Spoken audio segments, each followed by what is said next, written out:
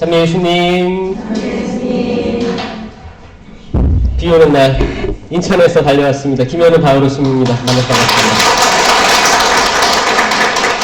주엽동 성당. 네.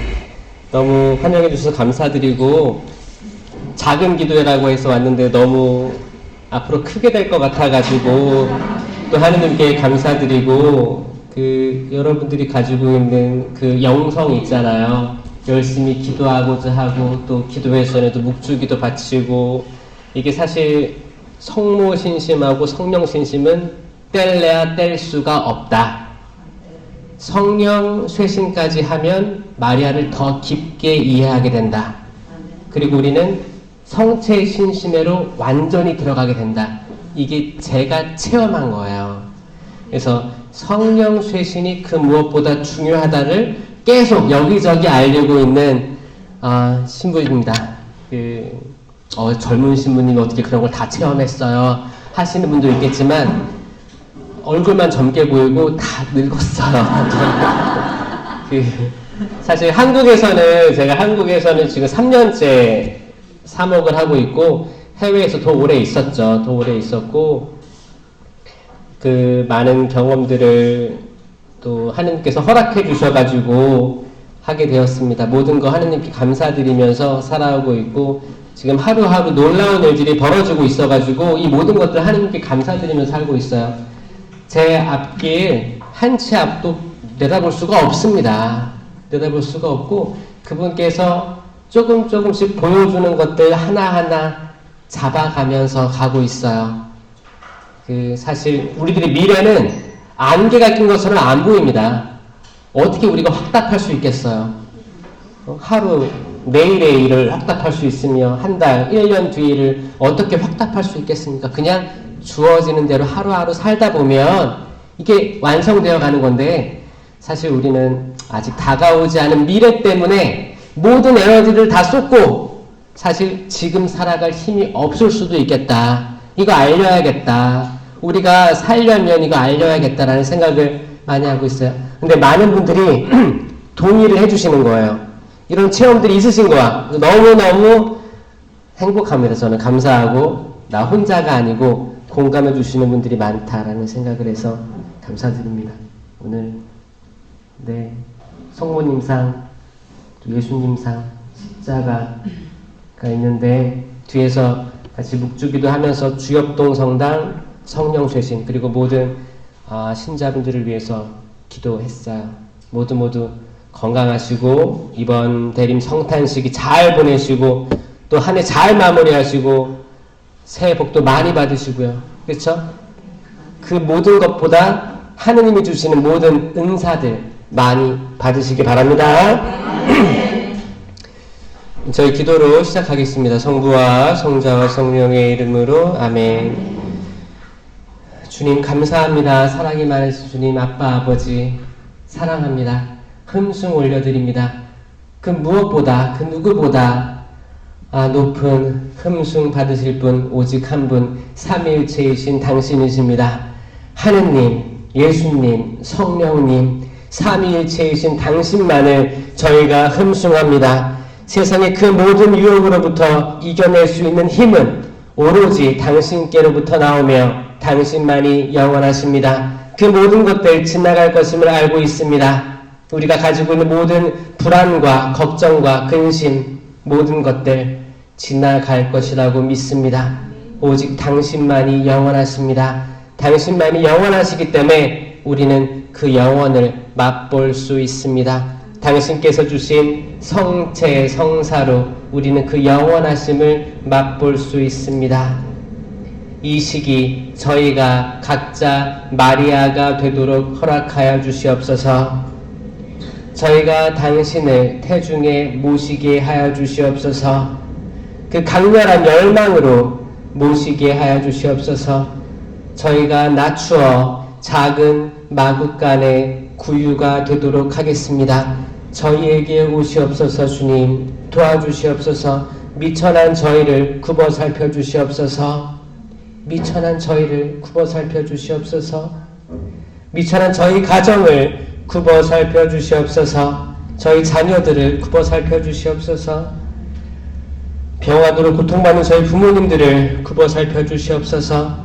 저희 남편과 아내, 가족, 친지, 모든 사람들, 나와 관련된 모든 사람들 당신께 봉헌 드리옵나이다. 도와주시옵고 당신께서 친히 어루만져 주시옵소서. 저희들이 어렸을 때부터 받은 모든 상처들 당신께 봉헌합니다. 주님 치유하여 주시옵소서.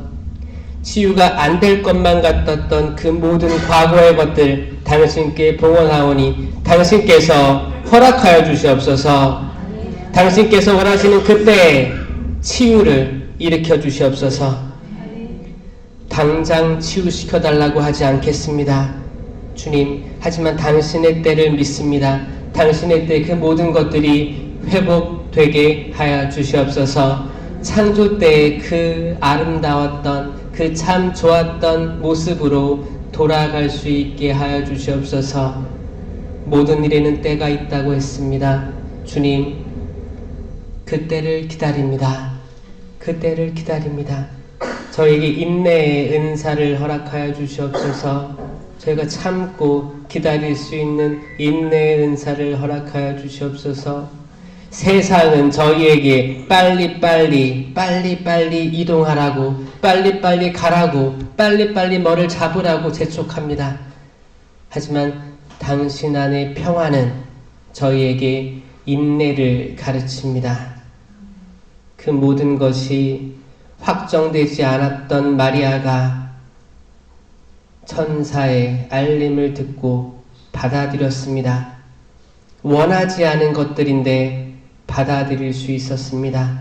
저희도 지금 원하지 않은 것들이 다가오고 있습니다. 주님, 이것들을 받아들일 수 있는 용기의 은사 허락하여 주시옵소서. 저희 가족들에게 닥쳐오는 수만 가지 걱정들이 있습니다.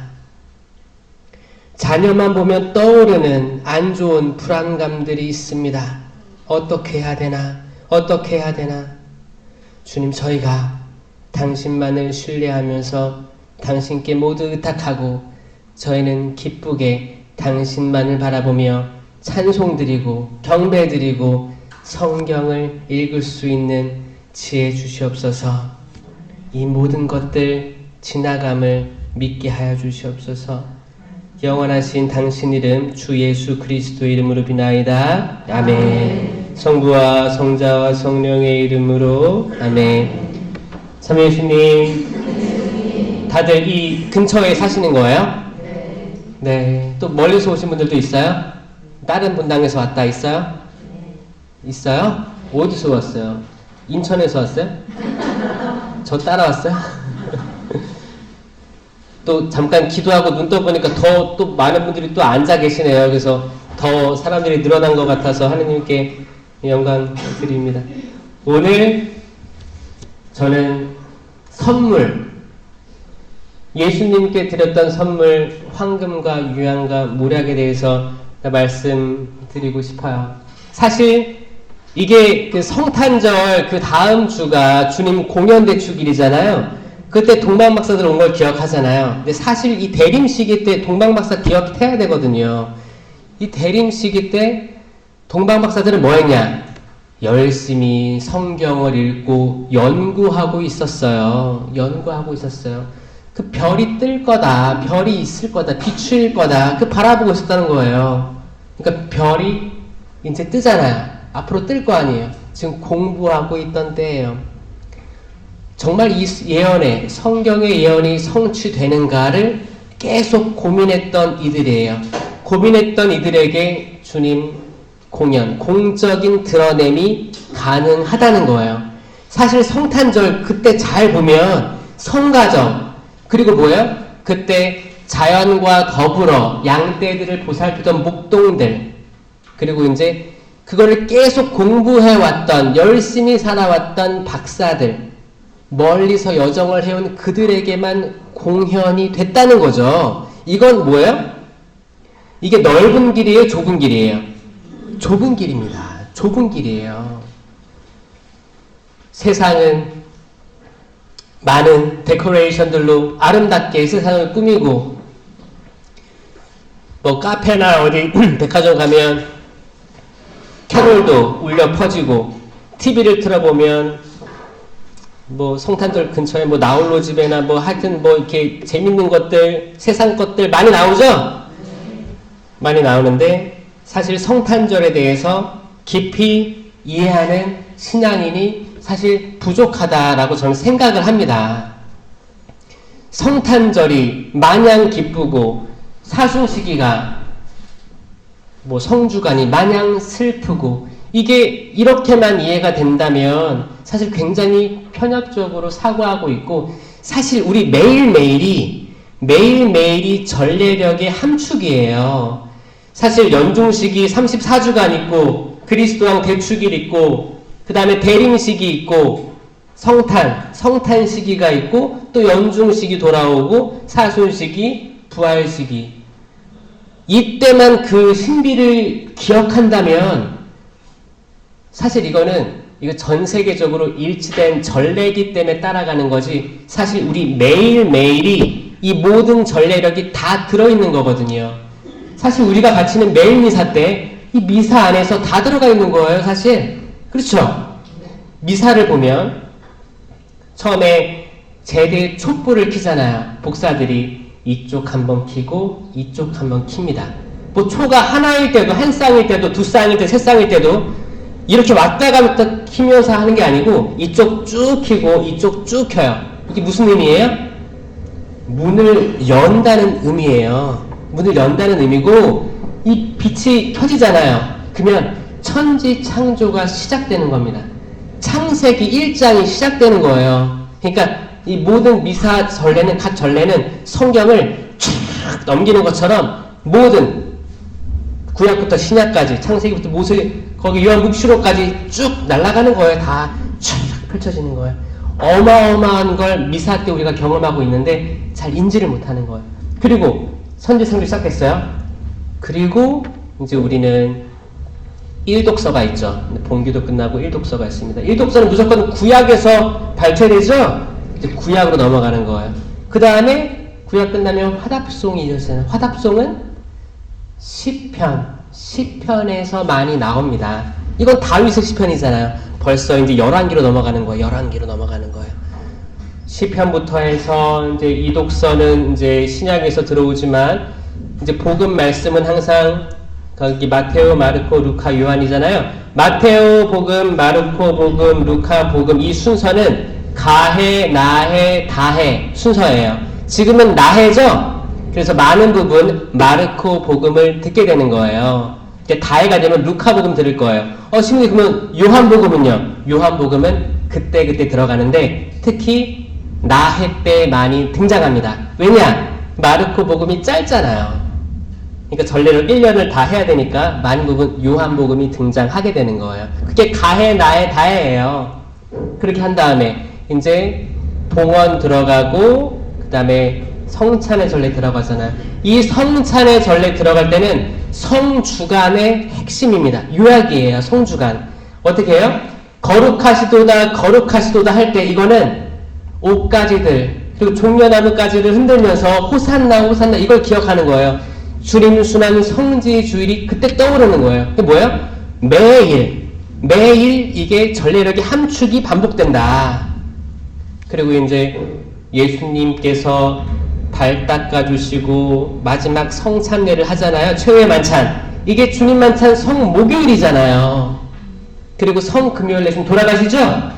그리고 이제 빵을 쪼갤 때, 빵을 쪼갤 때 십자가상의 휘장이 갈라지고 예수님 숨을 딱 멎을 때 이걸 기억하는 거예요. 보라 하느님의 어린 양. 이게 하느님의 어린 양이에요. 그리고 어떻게 해요? 우리는 이제 모실 준비를 하는 거예요. 모실 준비, 성토요일. 성토요일은 사실 전례력에서 성토요일은 모든 전례 성사가 금지되어 있습니다. 왜냐? 그 때를 기다리는 거거든요. 부활하심을 기다리는 때예요. 그래서 우리는 침묵 속에서 예수님 모시길 기다리고 있는 거예요. 그리고 성체 모시로 이제 한 줄씩 나오죠. 그때 그리스도의 몸, 돌아가신 것 같았던 주님이신데 이 성체 안에 계신다. 그럼 우리는 뭐라고요? 아멘. 저는 믿습니다. 그럼 그 성체가 생명나무의 열매예요. 예수 그리스도 실체 변화된 예수 그리스도의 몸이잖아요. 그럼 내가 이거를 인지를 하고 있으면 너무 설레이는 거야. 주님, 제가 당신의 생명을 먹고 제가 생명을 낳게 하여 주시옵소서. 이 기도를 하고 기다리는데 어중이 떠중이라고 들어보셨어요? 성경에 어중이 떠중이 몇 번 등장합니다. 그게 뭐예요? 내가 세상에 발을 담고 있든 뭐 영성적으로 발을 담고 있든 사실 내가 갈피를 못 잡아가지고 잘 내가 왜 여기 왔는지, 내가 무엇을 하는 사람인지, 하느님께 내가 무엇을 드려야 되는 사람인지 잘 모르고 남들 다 가니까 우르르 가는 사람들을 얘기해요. 이 가톨릭교회, 한국 가톨릭교회, 멀리 볼 필요도 없어요. 한국 가톨릭교회에 이런 분들이 엄청 많다라고 저는 확신합니다. 이거는 모든 조사들을 봐도 드러나는 거예요. 갤럽 조사에서 11%가 가톨릭 신자라고 한들 이 신자들 다 성당 안 나옵니다. 주엽동 성당의 교적이 몇 명인지 모르겠어요. 한 4천, 5천 됩니까? 8천 명 됩니까? 신자 8천 명 나와요, 주일에? 안 나온다고 전 믿어요. 대부분 다 조사를 해보면 아마 한 40% 정도 나온다고 생각을 하는데, 그러면 갤럽 조사에서 한 11% 신자 중에서 한 5%, 전국 5% 정도가 열심한 신앙인이라고 생각하는 거예요. 여기에 동의를 안 하고 스님 전 반론 있습니다 이런 사람 있어요? 그런 사람들 이따가 만나요. 없을 거예요. 그러니까 우리가 하고 있는 전례에서 뭐가 벌어지고 있는 것을 자세히 우리가 인식을 해야 되는 거예요.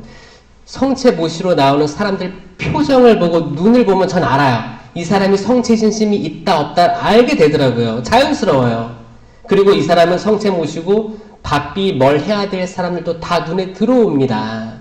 아, 바쁜 사람이구나. 겨우겨우 영성체 하는 사람이구나. 그럼 전 마음속으로 그래요. 주님 자비를 베풀어 주십시오. 이 사람의 눈이 아직 띄어지지가 않았는데 이 사람들의 노고를 기억해 주십시오. 축복해 주십시오.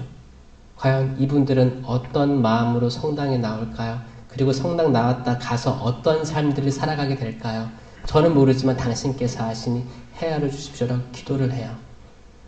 모령 성체하는 사람도 많죠. 사실 이 생명나무의 열매인 예수 그리스도, 이 성체, 실체 변화된 성체를 인식한다면 당연히 미사 전에 좀 조심하지 않겠습니까? 당연히 뭐를 먹는 것도 조심할 수도 있고 마음가짐을 조심한 게 당연한 거죠, 사실. 구약의 많은 성인들의 어머니들도 특히 나즈리인 같은 성인들을 잉태하는 어머니들도 다 뭐 이렇게 술도 안 먹고 이랬던 기록들이 있죠. 그리고 봉헌된 이들이기 때문에 뭐 머리도 안 잘랐다 다양한 증언들이 있잖아요. 그런 것처럼 준비하는 그릇이 되는 거예요. 그릇. 마리아는 항상 그릇으로 표현됩니다. 그릇, 담는 그릇. 이게 항아리든 접시든 그릇이든 다 이게 마리아예요. 마리아. 영어로는 베슬이라고 해요. 베슬이라고 하는데 베슬은 배예요. 배. 떠다니는 배를 베슬이라고도 하고 그릇이라고도 합니다. 두 가지 의미로 쓰이는데 너무 기가 막힌 거예요. 왜냐? 배도 멀리서 보면 그릇 같지 않아요? 그거 담고 있잖아요. 노아의 방주도 담는 거예요.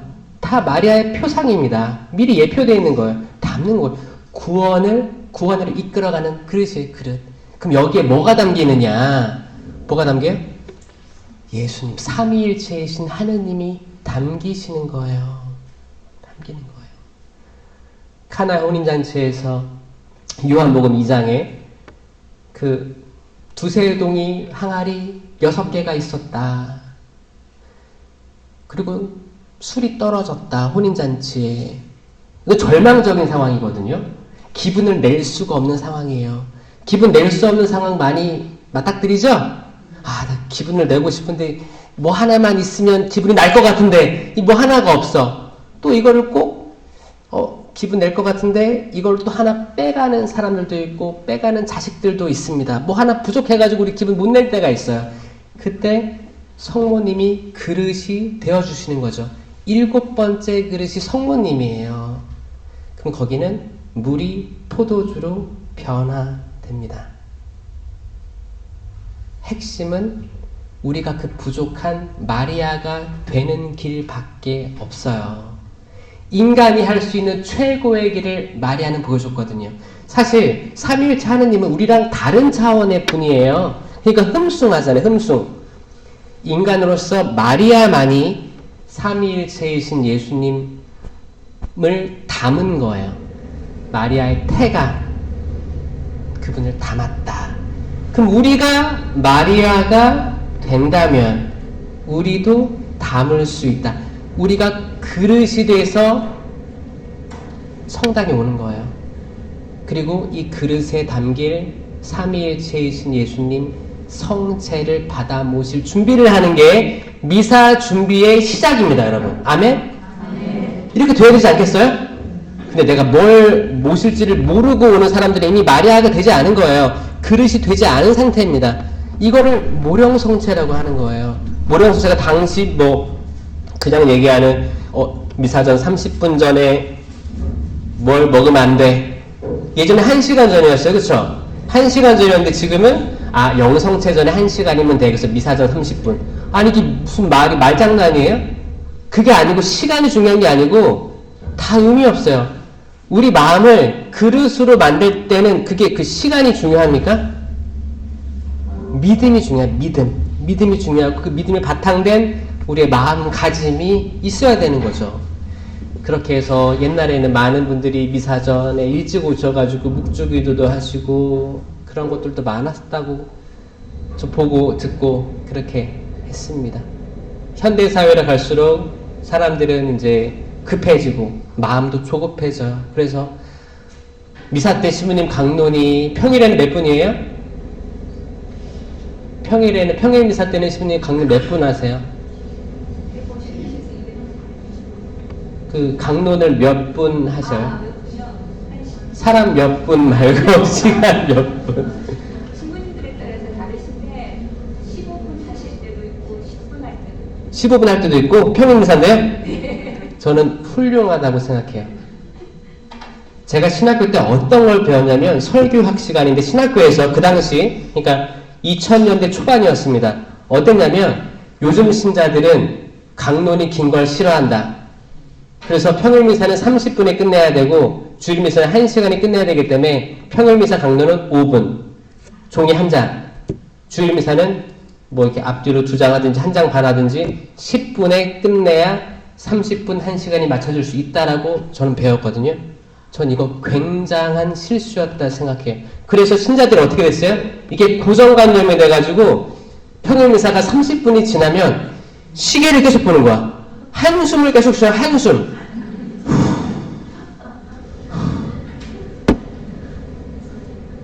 잘못된 거 느껴지시죠? 굉장히 잘못됐고 어떤 분당 신부님이 평일미사 때 강론을 한 20분 했대요. 매일 한 게 아니고 가끔 이렇게 했대요. 특별할 때. 그럼 그걸 투서를 넣는 신자들도 있다고 합니다. 이거 실제로 있습니다. 지금도 있습니다, 여러분. 그러면 이거를 이렇게 그 사제, 기름 부음 받은 사제를 그 강론은 사제에게 유보되어 있거든요. 그리고 사실 저희가 뭘 준비하지만 성령께서 이끌어 주시는 대로 예언자적 소명을 할 수밖에 없는 사람들로 만들어진 거거든요. 이거를 믿으시면 이 시간에 내가 왜 짜증이 나고 시간이 길어짐에 대해서 왜 나는 조급해지는가를 내가 나를 성찰해야 되는데 눈앞에 보이는 저 사람을 심판하고 끌어내리려고 하는 움직임이 있었다라는 거가 사실 팩트라는 겁니다. 여러분들은 강론이 길어도 좋고 짧아도 좋고 다 좋은 사람들은 축복입니다. 미사 시간에 시계 안 보는 사람들이 축복이에요. 축복이에요. 그 제가 어떤 경험이 있냐면 보자 1년 차 때 이제 계속 이걸로 내가 듣고 자랐으니까 꼭 한 장을 뭐 한 4분의 3 정도 준비해서 이거 읽어요. 시간 지켜야 되니까. 이거 읽기 시작합니다. 이거 읽기 시작하면 성령께서 역사하실 수가 없어요. 이거 읽고 시간에 맞춰야 돼. 좀 길어졌나? 조급해지는 거야. 그러면 성찬 전례문을, 기도문을 빨리 읽어 제낄 때도 있다는 거예요. 이거는 악이 아니면 이렇게 할 수가 없어요. 악이에요. 악입니다. 악마가 전 세계 모든 성당들, 신자들, 성직자들을 이렇게 흔들어 놓고 있다라고 전 체험을 했어요. 이게 제가 있었던 호주 사회에서는 더 컸어요. 호주에서는 평일미사 강론을 안 하는 데가 많았습니다. 사실 교회법에는 주일미사 강론만 의무고 평일미사 강론은 할 수 있다라고 되어 있기 때문에 할 수 있다라는 말을 긍정적으로 받아들이면 뭐예요? 해야 되는구나. 부정적으로 받으면 뭐예요? 안 해도 되는구나 라고 받을 수 있는 거예요. 물이 한 컵이 반잔이 있으면 많이 있네? 적게 있네? 내가 판단할 수 있잖아요. 마찬가지로 모든 루브리카라고 하죠. 그 빨간 경문 그런 거나 모든 교회법은 그렇게 선택해서 받아들일 여지들이 사실 있거든요. 평일미사 강론을 해도 된다라고 했으니까 안 해도 법이 어긋나지 않네? 그리고 신자들도 별로 듣기 싫은 거예요. 성체 모시고 싶은 거예요. 그러니까 말씀보다 성체를 더 원했어요. 근데 말씀 없이 성체를 모시면 성체가 모실 마음의 그릇이 돼 있는 상태 아니에요? 아니에요. 우리 마음가짐이 성체를 받아 모실 만한 그릇이 준비가 안 돼 있는데 그냥 성체 먹으면 내가 치유될 것 같고 내가 나을 것 같고 나 뭔가 잘한 것 같고 이게 기복 아닙니까? 이게 잘못되면 기복으로 갔다니까요. 그러니까 호주교회가 어떻게 됐어요? 성소자, 감소, 급감, 성직자, 수도자들도 수도자 복을 안 입고 다닙니다. 세속화되기도 했고 일반 사람들이 수도복이나 로망칼라 하고 다니면 자기를 드러내려는 성직자, 수도자리를 생각을 해가지고 싫어하는 문화가 형성된 거예요. 그래서 호주교회는 세속화된 가톨릭 거기가 25%가 천주교 신자예요. 또 25%가 성공회. 그러니까 뭐 인구의 반이 그리스도교예요. 그럼에도 불구하고 한국보다 더 많죠? 한국은 10% 얘기하잖아요. 10%도 안 될 테지만 10% 얘기하는데 25% 4명 중에 1명은 천주교 신자라니까요. 그런데도 불구하고 이렇게 제복을 이렇게 저희 옷을 입고 다니는 것에 대해서 별 부정적이게 보는 거예요. 그런 흐름에서 성소자들이 급감했다. 저 어렸을 때만 해도 신부님들 수단 입고 다니고 수녀님들 수도복 입고 다니고 너무 이뻤어요. 너무 이쁘고 멋있고 저는 수녀님 많이 복사단한테 친해가지고 수녀님 너무너무 수녀님 되고 싶었어요. 저는 수녀님 너무 좋아가지고 수녀님처럼 이렇게 따뜻하고 이렇게 그때는 외국인 신부님이 이렇게 계셔가지고 엄격했거든요. 사실 말이 잘 통하지 않았기 때문에 엄격했다고 저는 생각하고 있어요. 그러니까 빨리빨리 고치려면 뭔가 이렇게 막 이렇게 혼내기도 하고 손 들고 있기도 하고 막 이렇게 엄격한 것들이 있었단 말이에요. 근데 수녀님은 항상 우리 시원이 빨리 와 그래서 뭐 챙겨주기도 하고 막 그랬던 기억이 있어가지고 저는 수녀님이 되게 사실 되고 싶었죠. 사실 제가 제일 힘들 때도 수녀님한테 달려갔었고 수녀님은 아무것도 묻지 않으시고 그 라면 하나 끓여주시면서 제가 새벽 5시 정도에 갔거든요. 새벽미사 하기 전에 막 문을 두들겼어요. 네. 왜냐면 제가 복사단을 하다가 복사단을 그만둘 상황에 처해가지고 그거를 잃으려고 간 거였는데 수녀님이 그렇게 하셔가지고 저는 그때 성소가 생긴 거예요. 이런 사람 되고 싶다. 나한테 한마디도 안 물어보고 너 왜 그래? 무슨 일이야? 잘못한 거 없이 이게 아니고 그냥 라면 끓여주셨어요.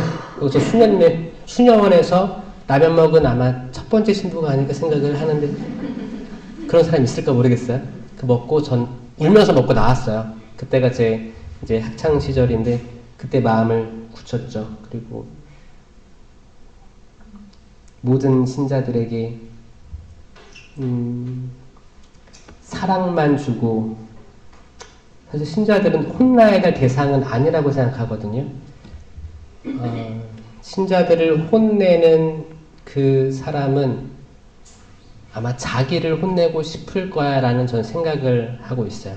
그러니까 혹시나 다그침을 당한다던가 혼났다, 속상하다 그러면 오히려 혼남을 감사해 하시고, 아, 내가 기도할 사람이 더 생겼다라고 생각하시면 하나님께서 더 높여주실 거예요.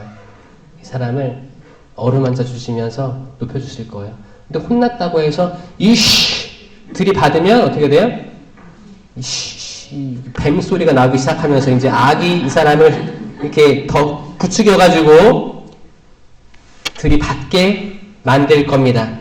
들이받으면 우리가 바쳐야 될 선물은 하나도 없어지게 되는 거예요.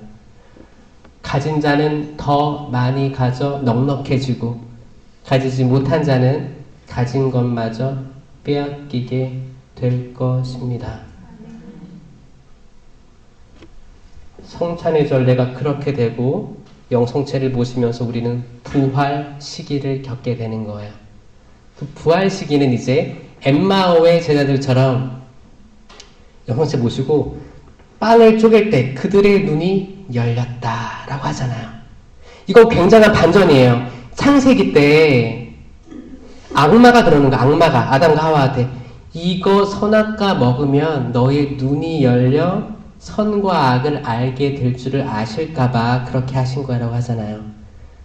이게 이제 부활 시기 때 돼서 그들은 빵을 먹고 눈이 열렸다.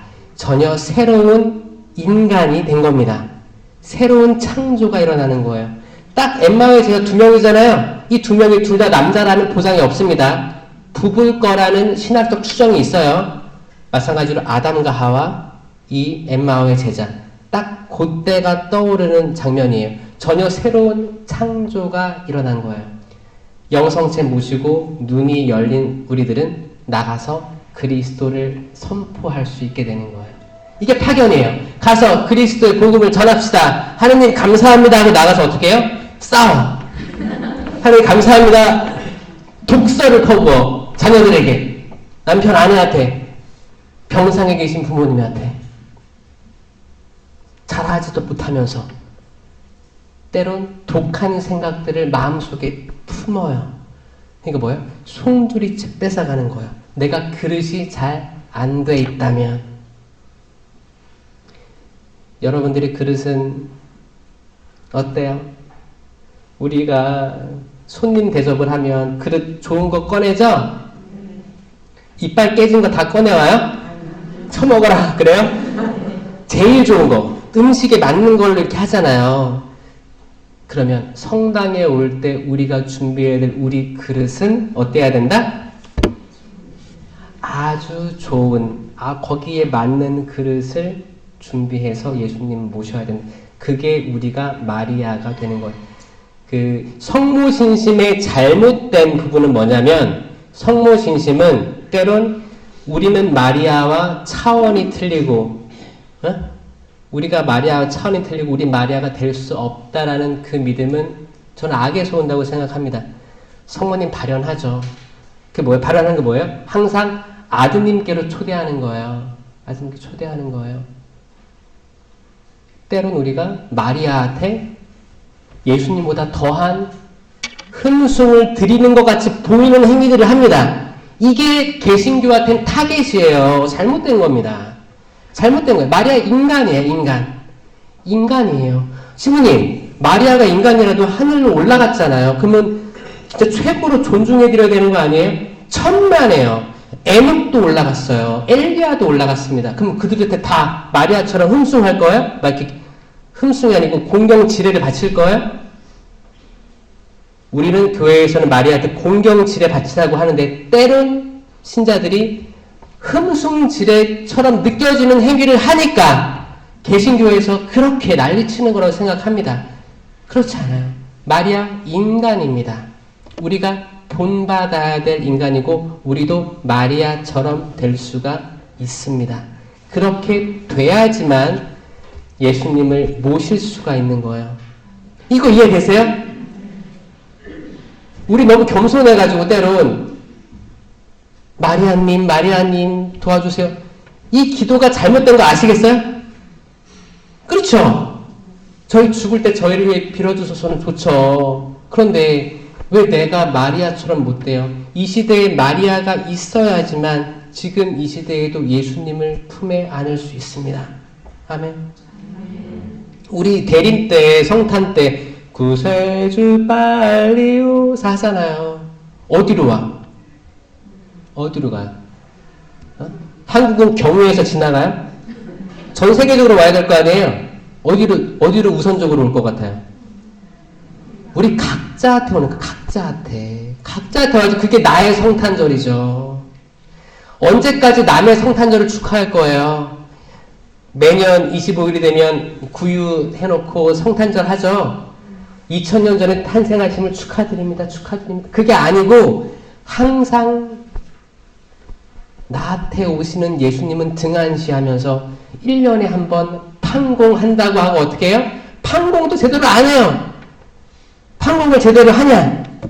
이게 또 신부님 저 오랜만에 판공성사 보러 왔는데 신자들이 너무 많아가지고 너무 죄송스러워서 미사 빠졌습니다. 이밖에 알아내지 못한 죄 통회하오니 용서해 주십시오. 제가 볼 때 통회를 안 했어요. 근데 어떻게 용서를 해줘요? 이런 일들이 전 세계적으로 일어나고 있다. 특히 한국. 왜냐? 판공성사표는 한국밖에 없습니다. 고해성사는 비밀이에요. 그래서 고해성사와 고해성사의 장소, 사람, 시간을 알 수 없습니다. 알면 안 돼요. 알게 하면 안 돼요. 이게 교회법이에요. 교회법인데 초창기 한국교회는 수도회에서 오셔가지고 다른 말로 했기 때문에 사람들 관리할 그 체계가 필요했어요. 이게 지금까지 내려오는 게 판공성사표예요. 성사표에 뭐 있어요? 이름 있죠? 인적사항 있죠? 그리고 판공성사 날짜가 공지되죠? 몇 월 며칠 몇 시. 이거는 교회법적으로 맞진 않아요. 그러니까 내 옆에 사람이 언제 구해야지 난 알잖아. 그래서 장소, 시간 다 알고 있잖아요. 저 자매 했네? 안 했네? 왜 안 왔지? 이것도 잘못됐으며 또 고해성사를 판공을 준비하는 신자들의 마음도 잘못됐더라. 또 판공성사를 준비하는 신부님들도 잘못된 사례들이 많더라.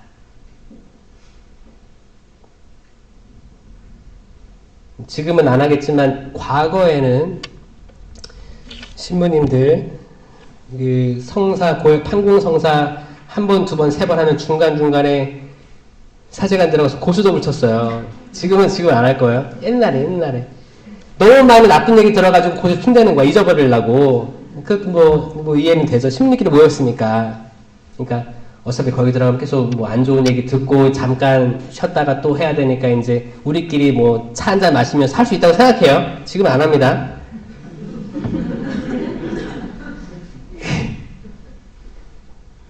근데 제가 신부돼서 판공성사의 경험을 봤을 때는 판공성사 때 눈물 흘리면서 참회하고 고해할 시간적 여유가 없더라. 네. 특히 그때는 어떤 분들이 많냐면 성사 본 지 6개월 됐습니다. 성사 본 지 지난 판공 때 봤습니다. 이런 케이스들이 많았어요. 이 말은 뭐냐? 판공 때만 오는 사람들이기 때문에 그러면 깊은 성사를 할 기회들이 없었다. 겨우겨우 사는 사람들이다 라는 것을 깨달으면서 이걸 언제까지 해야 되는지가 궁금하긴 합니다. 제가 호주에서 선교할 때 이건 더 심해. 호주는 성사표가 없습니다. 판공성사는 있긴 있어요. 근데 10명 이렇게 나오는 거예요. 그러니까 성사표가 있으니까 성사율은 한국이 높습니다. 근데 성사를 다 고만고만하게 하는 거고, 외국 같은 경우에는 판공성사 때 안 옵니다. 안 옵니다. 그리고 영성체 모시러 와요. 그럼 사제는 어떻게 해야 돼요? 딱 내가 성사를 준 사람 다 기억하잖아요. 말할 수는 없지만 10대 명이었어. 근데 성탄 때 수많은 사람들이 성체 모시러 와. 그러면 대부분이 모령성체라는 거 알고 있는데 마음속으로 주님 자비를 베풀어 주십시오. 자비를 베풀어 주십시오. 반복하면서 성체를 줄 수밖에 없는 상황인 거예요. 그러니까 전체적으로 이게 좀 쇄신돼야 될 필요가 많다라고 저는 뼈저리게 느낀 사람이에요. 여러분들은 어떻습니까? 지금 판공성사 기간 아니에요 지금? 그래요? 준비 잘하고 있어요? 아니면 난 누구보다 빨리 하고 나올까 이런 생각 가지고 있어요? 누구보다 빠르게. 판공성사보다는 전 일반적인 날에 성사 보기를 권장해 드립니다. 아니면 피정이나 성교순례 가서 그럴 때 세미나 그럴 때 가서 하시는 걸 권장드리고, 평일미사 때 하기를 권장드리고, 판공성사 때 마지못해 해야 된다면 10계명의 근거에서라도 10계명이잖아요. 10계명에 근거한 성사를 간단하게 하셔라라고 전 제안 드리고 싶어요. 그리고 판공성사라는 말은 사순시기 40일, 40여일, 그리고 대림시기 4주잖아요. 그 기간에 바친 모든 것들을 판공성사라고 하는 거예요. 판공성사는 대림시기, 사순시기 때 바친 거기 때문에 그 성사표 넣으면 돼요. 그때 했으면. 그러니까 꼭 그날 다 모여가지고 바글바글, 그거는 성찰할 시간이 없는 현대인들을 위해 배려하는 거라고 저는 생각하거든요. 꼭 거기에 갈 필요가 없다. 따로 시간 내서 상설고해라든지, 서울에도 있잖아요. 명동 대성당, 인천에도 있고 여기도 있을걸요. 의정부도 상설고해소 하나 있을걸요. 한두 개. 그런 데 가서 성사 좀 이렇게 차분하게 보셨으면 좋겠다. 그게 우리 그릇을 만드는 거다. 이렇게 만들면 이제 사실 동방박사 3명도 그릇을 만들고 온 거예요. 마음의 준비를 하고 오는 겁니다. 뭘 준비했어요? 황금과 유향과 몰약을 준비했습니다. 황금은 뭐 믿음을 상징한다고도 하고 왕권을 상징한다고 하고 변하지 않는 물질을 생각하는 거예요. 그렇죠? 금 좀 집에 많이 있어요? 어? 금값 올랐어요? 더 오를 것 같아요? 꼭 쥐고 있을 거야? 금? 우리가 쥐고 있는 건 뭘까요? 하느님보다 때론 금이 더 오래 가겠다라고 생각하고 있는 건 아닐까요? 그 당시에 그 성화 같은 거 보면 금을 그냥 뭐 14K짜리 뭐 조그만 거 줬겠어요? 동방 박사가 큰 거 가져왔을 거예요. 금, 순금으로 된 뭔가를 가져왔을 거예요. 가장 좋은 것.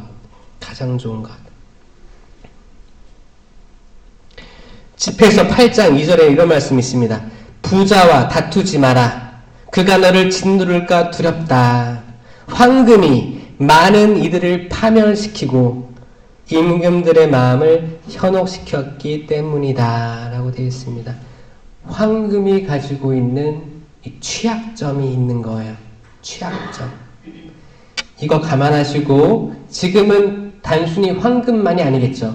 황금과 가치를 가지고 있는, 동등한 가치를 가지고 있는 모든 것들 다 해당됩니다.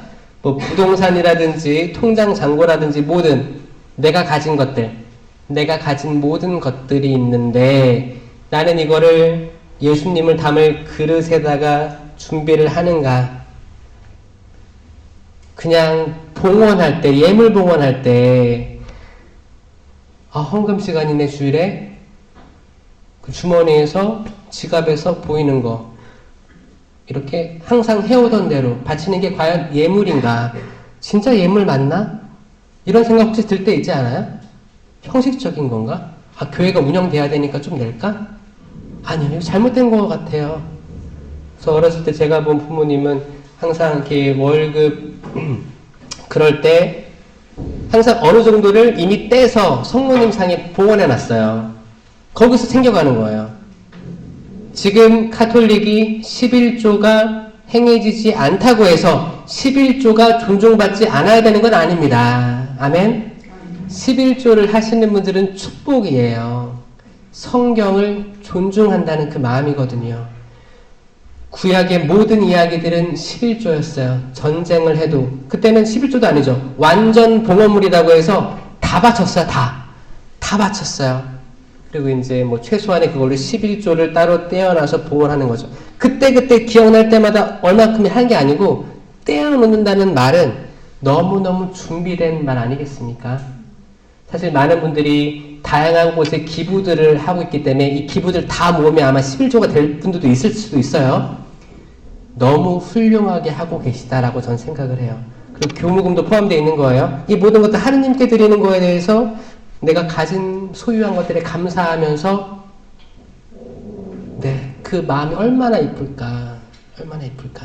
그거를 하느님을 그 뜸으로 보면 정말 그거 다 채워주시는 거 알까 모르겠어요, 여러분? 그 몇 배로 돌아오는 거 알까 모르겠어요? 진짜 돌아온다니까요. 우리가 못 믿으니까 조금만 이거 안 돌아올 것 같은데. 내가 항상 5,000원씩 냈어, 헌금을. 5,000원. 옛날에는 뭐 1,000원. 그냥 이거 나가는 돈 갖고 그냥 계속 똑같이 해야겠다. 거기에는 예물 봉헌의 진짜 의미는 상실되어 있어요. 이건 전반적으로 쇄신되어야 될 거 아닙니까? 그렇지 않아요? 이거 그거 여러분들 카페에 가가지고 여러분 수다 떨 때 사실 이런 것들을 얘기하면 참 좋아요. 쇄신되어야 될 거, 교회가 쇄신되어야 될 거. 사실 우리 마음가짐도 글렀는데 이렇게 나태해지고 살아온 대로 살아가는데 뭐 어떤 변화를 바라겠어요? 교회. 지금 시노달리타스라고 하죠. 이런 것들을 내가 먼저 꺼내는 거야. 나는 내 체험을 얘기하는 거야. 자기 체험들. 나는 봉헌하는데 이게 내 봉헌 같지가 않아. 계속 반복되는 건데 과연 이 봉헌이 하느님께 올려지는 봉헌인 것 같지도 않고 그냥 의미 없이 하는 것 같아. 반복되는 것 같아. 이런 거 나눠주면 옆에 사람도 맞다, 나도 그랬어. 이게 시노달리타스예요. 나 성체 모시는데 성체에 대한 느낌이 안 와. 정말 예수님이 나와 함께 계신가? 임마누엘 하느님이신가? 느낌이 안 와. 이거를 나눔을 하는 거야. 나눔. 자기 체험을 나눔을 하면 또 여기도 마음이 움직이는 거야. 나도 그랬는데 나는 이런 체험이 있었어. 이런 체험이 있었어. 이게 시노달리타스예요. 모여가지고 오늘 시무님 강론 저랬다? 저 자매는 어디 미용실을 간 거야? 뭘 저렇게 했다? 남을 판단하고 평가하고 이런 것들이 시노달리타스가 아닌 걸 안다면 남을 변화시킬 수 있는 건 나의 체험, 나눔입니다. 그게 살아갈 맛이 나는 거예요. 그렇지 않아요? 살아갈 맛 느끼고 싶어요? 가족 사이에서도 저놈의 새끼 맨날 게임만 해. 시노달리타스가 아니고 정말 좋아하는 게임이 이거구나. 엄마도 같이 해보자. 한번 눌러볼게. 클릭해볼게. 어떻게 하면 되는 거야? 그러면 자녀들이 바뀔지도 몰라요. 엄마가 마음을 열었네? 맨날 나한테 뭐라고 했었는데 그래? 그럼 엄마 이거 한번 눌러봐. 나 잠깐 화장실 갔다 올게. 갔다 왔는데 엄마가 열심히 누르고 있어. 그러면 자녀들이 얼마나 엄마를 좋아할까요? 그러면서 그게 시작이고 나중에는 자기 얘기할 타이밍이 올 거예요. 자, 여러분들이 그 대화의 방법들이 다 각자 있을 거예요. 이 대화의 방법들은 여러분들이 살아오면서 깨친 방법들이겠죠? 근데 그 대화의 방법을 새로 제시한 게 시노달리타스인 거예요. 교황님께서. 여러분이 먼저 낮추면서 나눠라. 그러면 나눈 걸 보고 여러분들의 겸손함을 보고 옆에 사람도 마음이 열리게 될 거니까. 이거 마음이 열린 신자들의 말을 듣고 본당 신부님도 마음이 열릴 수밖에 없는 거예요. 이 선순환을 얘기하는 거지. 내가 신학적으로 얼마나 공부를 했고 내가 성경을 얼마나 많이 읽었고 내가 영성적으로 얼마나 충만하며 은사를 받았고 이거 자랑질을 해봤자 아무 사람들은 마음이 다쳐요. 니 잘났다 잘 먹고 잘 살아라 다치는 거예요. 안 만나고 싶은 거예요. 그게 아니라 내가 부족한 거 나누는 거. 두 번째 선물 유향. 유향하고 모략은 다 향수 비슷한 것들이에요. 둘 다 나무로부터 채취되는 거예요. 근데 추정하건대 유향은 금방 응고됐습니다. 유향은 응고되는 거, 모략은 물로 남는 거라고 이해하시면 될 것 같아요. 유향을 언제 써요? 신부님 그 분향할 때 그 이제 숯을 피우잖아요. 근데 복사들을 안 써서 모를 수도 있어요. 그 향을 열면 그 안에 숯이 두세 개 담겨 있어요. 이게 약간 불로 달군 거. 그럼 거기에 뭘 떠서 넣지 않아요? 그게 유향이에요, 유향. 이건 약간 알갱이처럼 돼서 알갱이. 약간 알갱이 초콜릿 비슷해요. 이런 거 떠서 담으면 칙 하면서 녹으면서 향이 나는 겁니다. 그거를 갈아서 쓸 수도 있는 거고 촥 올라가는 거예요. 그 향을 특별한 미사 때는 하죠. 구약에는 그걸 매일 한 거예요. 매일 올려드린 거예요. 그 향이 올라가는 그 연기를 보면 그게 어떤 의미가 있냐? 그거예요. 우리 그 드라마 같은 거, 영화 같은 거 보면 과거를 회상할 때 막 연기 일으키면서 과거로 돌아가죠? 그런 것처럼 여러분들은 신부님이 제대에 분향을 하고 뭐 할 때 연기가 이렇게 있잖아요.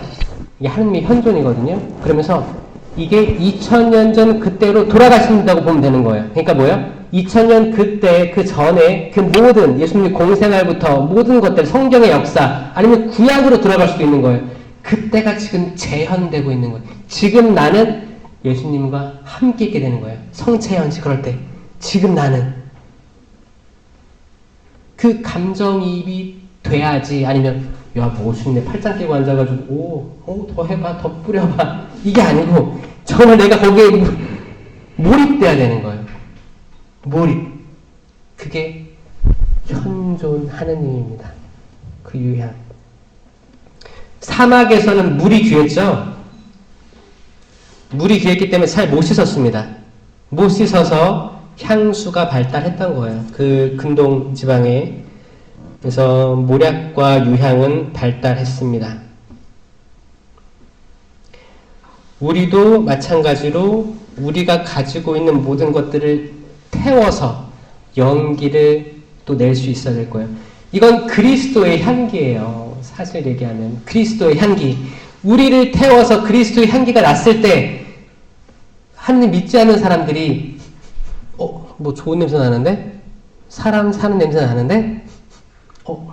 얘기하다 보면 나 천주교 다녀요. 저 마리아예요. 마르타예요. 뭐 이렇게 여러분 세례명 로사 뭐 있잖아요. 다 세실리아, 데레사 있잖아요. 그래 그 이름 어떻게 받아? 세례 받을 수 있어. 나 세례 받고 싶다. 자매님처럼 형제님처럼 나도 뭔가 사람 사는 냄새가 나고 싶다. 향수 말고 디올 향수 말고 샤넬 향수 말고 그냥 사람이 살아가는데 풍길 수 있는 세상이 줄 수 없는 향기를 내고 싶다. 이게 유향을 준비한 우리 마음가짐 아니겠습니까? 아멘. 준비하세요. 마지막으로 모략. 모략은 희생을 상징하며 예언자에게 드리는 예물이었습니다. 예언자의 삶이 어떨까요? 예언자. 엘리야 예언자는 그때 하나밖에 남지 않은 예언자였어요. 다 죽었어요.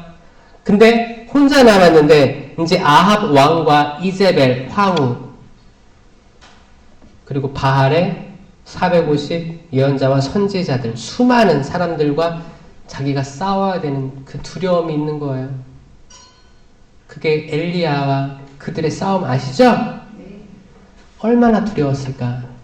그리고 이 사람뿐이겠어요? 예레미야, 스바냐, 거기 있던 모든 예언자들 그때 다 지탄받고 자기 말 잘 안 들었습니다. 그런데 소리친 거예요. 계속 소리친 거예요.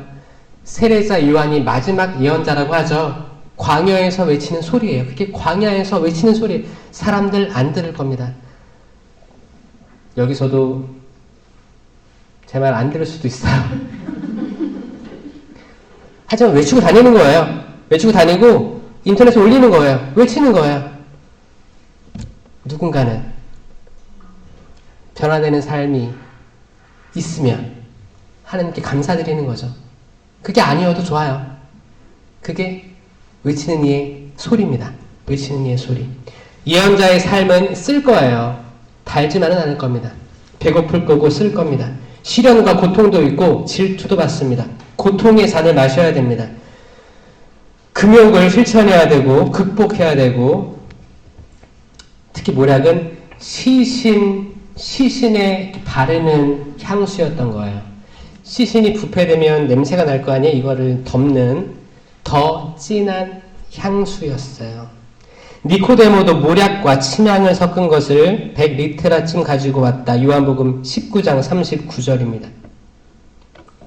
그리고 그들은 모략을 탄 포도주를 예수님께 건넸지만 그분께서는 받지 않으셨다. 또 모략은 진통제로 쓰였습니다.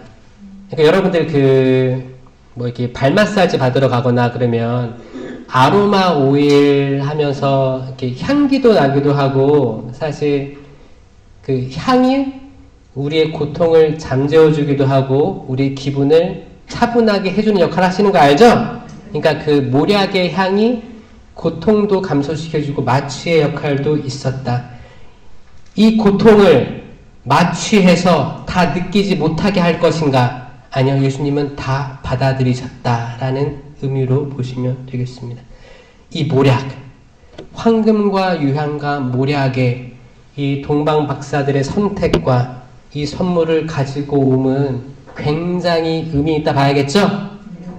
우리들도 우리들의 제일 좋은 것을 지금 준비해야 합니다. 신부님 아직 예수님 안 태어나셨으니까 그냥 지금은 이렇게 살고 나중에 준비하면 되는 거 아니에요? 아이고, 그거 하루아침에 준비가 안 되니까 그런 거죠. 그렇죠? 그리고 전례적으로 따지면은 성탄 다음이 주님 공연 대축일이니까 우리 주님 공연에 대해서는, 동방박사에 대해서는 성탄 이후에 떠올리다 보니까 성탄 때 우리가 준비할 겨를이 없는 거야. 저는 지금 준비할 때라고 생각합니다. 여러분들이 생각하는 가장 좋은 것들을 일단 뭔지를 성찰하셔야 되는 거예요. 내가 생각했을 때 내가 가장 좀 뭘 가졌지? 뭘 가졌을까? 내가 이거를 과연 드릴 수 있을까? 어떤 사람은 가장 좋은 게 시간일 수도 있거든요. 내 시간을 드릴 수 있을까? 내가 어떤 봉사자라면 이 봉사자로서 이 열정을 다 드릴 수 있을까? 내가 아파도, 내가 지쳐 쓰러질지언정 이 열정만큼은 하느님께 드릴 수 있을까? 그 황금이 준비되는 겁니다.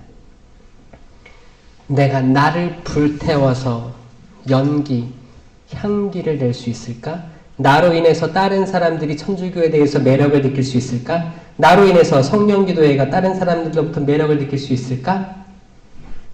유향이 만들어지는 겁니다.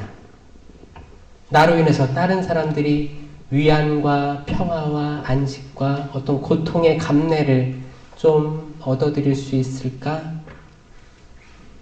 그리고 예언자적의 삶의 그 광야에서 울리는 목소리처럼 지금 내가 하느님의 말씀을 선포할 수 있는 용기가 있을까?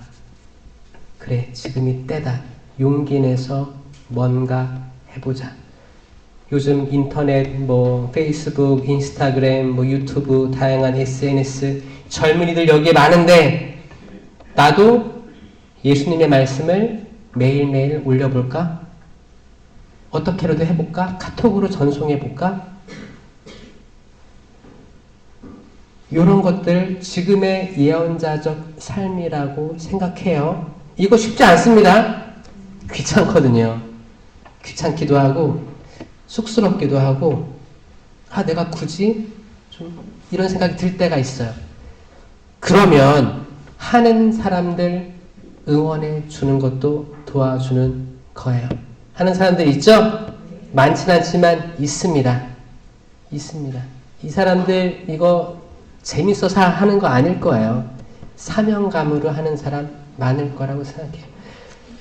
하느님을 알리는 일에 앞장서는 모든 사람들을 위해서 기도하며 오늘 오신 모든 주엽동 성당 신자 여러분 오늘 와주시면 감사드리고 지금 이제 성가 하나 부를 거예요. 일단 오늘 강의 들어주신 데 감사드립니다. 감사합니다.